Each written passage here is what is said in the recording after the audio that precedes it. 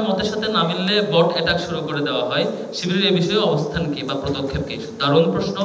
আমরা গত 3-4 মাস আগে একটা কেন্দ্র থেকে প্রেস রিলিজ দিয়েছিলাম, একটা ইমেল অ্যানাউন্স করে, যে হচ্ছে যত ফেক আইডি থেকে বা শিবিরের লোগো ইউজ করা বা হচ্ছে আমাদের ছবি ইউজ করা আইডি থেকে গালাগালি করা হয়, আজেবাজে করা হয়, সেগুলো আমাদেরকে একটু ইনফর্ম করবেন, আমরা একটু আইডেন্টিফাই করতে চাই।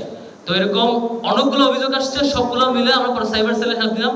পরে দেখা গেল নির্দিষ্ট কয়েকটি গুরুত্বপূর্ণ দল, রাজনৈতিক বড় বড় দল, তারা অ্যাকাউন্ট খুলে আমাদের লোগো ইউজ করে তারা হচ্ছে প্রোফাইলে ঢুকলে দেখি সেই দলের প্রচারণা, আর কমেন্ট হচ্ছে মানে জামাত শিবিরের পক্ষ থেকে অন্যকে গালি দেয়। এই আইডিগুলো উদ্দেশ্য কি? পরে দেখলাম ছাত্র শিবির দীর্ঘদিন ধরে যেভাবে কাজ করছে, ওয়েলফেয়ারমূলক এবং অন্যান্য সুন্দর কর্মসূচি, শিক্ষার্থীদের নিয়ে প্রায় তাদের নিজেদের 90% কর্মসূচি শিক্ষার্থী ওরিয়েন্টেড, তাদের আর খুদ ধরতে না পারে, না চাঁদাবাজির অভিযোগ, না ধর্ষণের অভিযোগ, না মারামারির অভিযোগ, না হত্যাকাণ্ডের অভিযোগ না পেয়ে এখন তারা কেমনে টাকাবো একটাই ওয়ে, যে ওদের নামে আইডিগুলো গালাগালি করো, এগুলো নামে এজেন্ডা বানাও।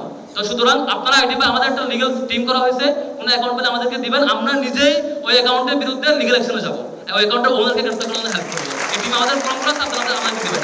এই দায় আমরা নিতে চাই না ভাই, সারা দেশে আমরা কাজ করতেছি কনস্ট্রাকটিভ, কেন এই দায় আমরা নিতে যাবো? এই কাজ আমরা কেনই বা করবো? এটা করলে তো আমারই লস, আমি বুঝি না, আমার ভালো আমি বুঝি না।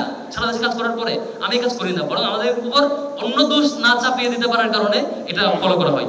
তারপর প্রশ্ন হচ্ছে, সিমিলার প্রশ্ন আসছে যে বট অ্যাটাক কেন করা হয়, এটাই সেম। আরেকটা প্রশ্ন, এটা মনে হয় একটু 10 সেকেন্ড উত্তর দিই।